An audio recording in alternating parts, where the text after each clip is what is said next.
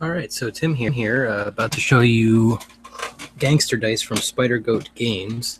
We reviewed it earlier on in Season 1, and we all kind of enjoyed it. And they were nice enough to send us one of their updated prototype copies, which I have here. And from the box, you can see you're playing as mobsters, all carrying out various deeds of misfortune and greed. The box art itself is pretty good. It's, I mean, it's not, I don't consider it of the caliber of newer games that are coming out, but it feels very classic when you play it and when you're looking at it. And the art style definitely fits the mood of the game. Their logo, really kind of cutesy, comical spider goat. It's a goat hanging upside down by spider webs. It is 2 to 4 players, 13 plus, 15 minutes or so. What we found while playing it was it lasts about a half hour to 45 minutes your first time through. So we'll look at the inside. Set this over here for you. So first thing right off the bat, rule books. Looking at their updated rules, it's much cleaner, much nicer, explains a lot of what's going on with the game. So this should be noted that it is a prototype copy, so what you're seeing here might not be in the final edition, but it's pretty damn close. They've done a lot of play testing and working stuff out to get to this point. So you got your rules, and then you've got what I think is one of the coolest part of the game, all of your different character cards. And they have the name of the character, so it's Silvertongue Silvio is your first one, and they don't need to roll all of their dice, which is a pretty strong ability. Everybody gets an ability that when you're looking at what you have compared to what they have, it always seems broken and very strong, but it's not. Probably the most, the strongest ability we've found is may re-roll dice. That's a very strong ability in the game. The backs of them explain what your ability does. So the front shows everybody what they are. The back shows how that ability works. And the cool thing is, if you were playing a 4-player game, you stand your cards up. They kind of stand like bullet markers from a crime scene too, which I find hysterical. So let's stand this up. Show you what a 4-player game would look like. All right, and then you also have different cards. The cards have your green backs, blue backs, yellow, red, and then your standard cards. And these are the favors. So these are all your different favors that you can use to modify your dice or make it so what you're doing is stronger. And then these cards represent the different areas in the streets that you're going for. So each player would get a set of cards.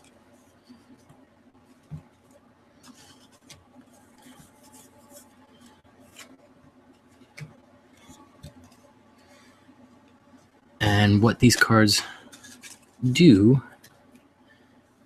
is you are choosing which, so if we were playing a game, all players have their own cards, and you would choose which spot in the city you're going for. You would put the rest down. So in this instance, I would be going for the speakeasy. But that is all dependent off of the dice that you roll. And before I start dice towering this thing up, I'm going to clean up myself so I'm not destroying the game as I'm showing you.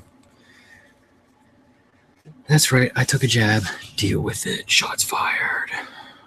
All right. So in-game, you have a couple different location cards. All right, and from those locations, you gain special abilities. So for the streets, try and zoom in so you can see it. Oh, it's not going to zoom in, is it? Damn it, video. Technology. Anyway, the street says as long as you have this token, each die on it increases your bid score by 1. If you have this token and tie for a bid with another player, you win that bid. And if you have this token and win it again, put 1 die from your stash on top of it. The goal of the game is to lose all of your dice. It becomes increasingly difficult as the game goes on because people have ways of making you take dice. So that was the streets. The investigator, the orange card, if you have this token at the end of each round, take 1 die from it. If you have this token, or if no player has it and you win it, give it to the player to your left. So this is how you get players to take dice. If another player has this token and you win it, put all your dice of a single color onto it. So you can unload dice onto it and force other players to take dice from it. And then you have the lawyer, this little skeevy bastard. And his ability is, as long as you have this token, you do not have to take any dice from the investigator if you do not want to. If you have this token and win it again, add a +4 card to your hand instead of drawing a new one from the favorite deck. So the +4 cards, these guys, they return to a stack of their own, not the discard pile. So you won't get these out of the deck. You'll get these from the lawyer ability. And then finally, you have the speakeasy card, also located here. Sorry for the lighting. We're working on that. If you have this token and win it again, you may swap up to 3 dice from your stash for the same number of dice from this token. So what the speakeasy does is it lets you trade out your colors very efficiently too, as we found in our playthroughs. So you have a bunch of dice, and these are the prototype that we reviewed on the show was sticker dice, and these are actually printed and very, very nice. So you have your gun, your gavel, your finger, and your martini glass. And those are represented by each of the different locations. And again, speakeasy, martini glass. So you have a certain number of each die of each color. Let's separate these out. I'll show you a little example of what a gameplay situation would look like.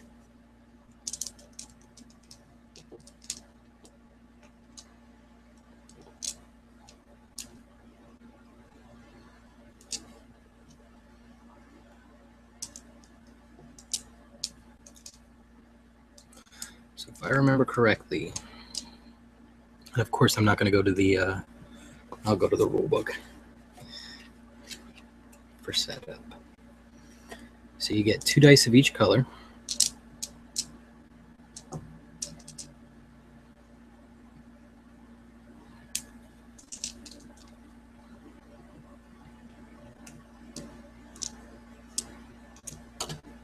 The fact that they're red, white, and blue should be noted.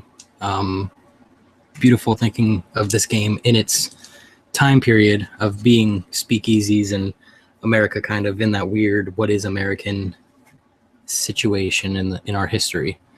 Yep,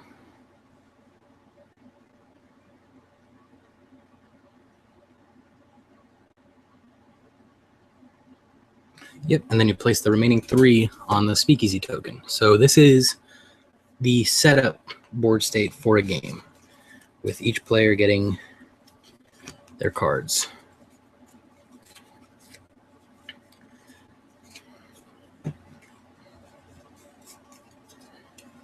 Just like so. All right. Granted, you have a much bigger table to play on. I'm showing you this on a play mat of standard size. So it's not realistic of what the game table will look like. It's not nearly as crowded. But on your turn, you would roll and see what kind of dice you have. And there's a really fun bluff thing with it. So let me show you an example with my character, Freaky Frankie, who is a psychopath. So I'm going to roll my dice. And I've got 2 martinis, 2 gavels, a finger, and a gun. All right. So to the other players, it would be pretty obvious that I'm going to go for the speakeasy or the lawyer. Both of them very good cards. But I'm a bit of a rat fink.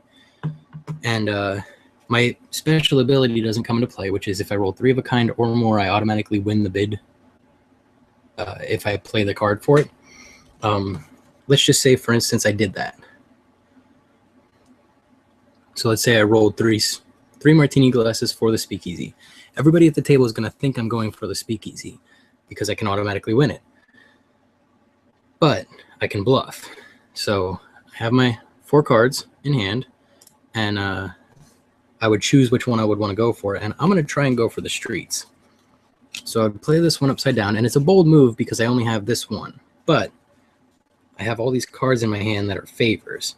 And we'll say we're a bit into a game of it.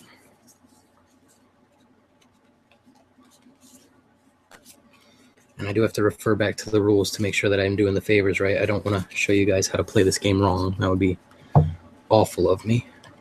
Right, Katie? Right. I wasn't listening. That's fine.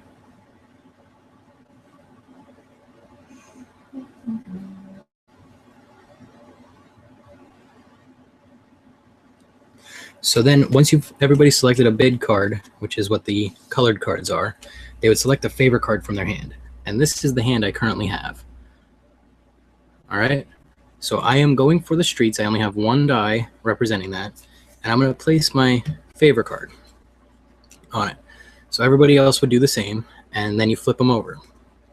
So I'm showing that I have the streets plus 4.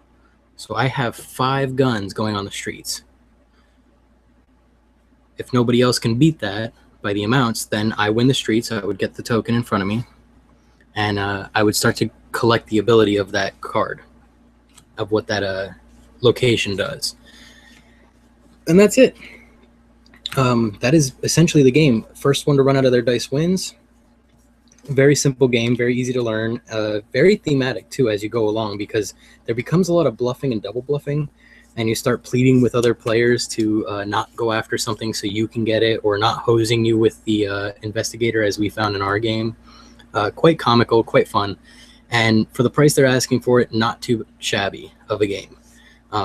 If you enjoy a game like Zombie Dice or Elder Sign or any of the Dice Luck games, Dragon Slayer, the like, this gives it a little more strategy.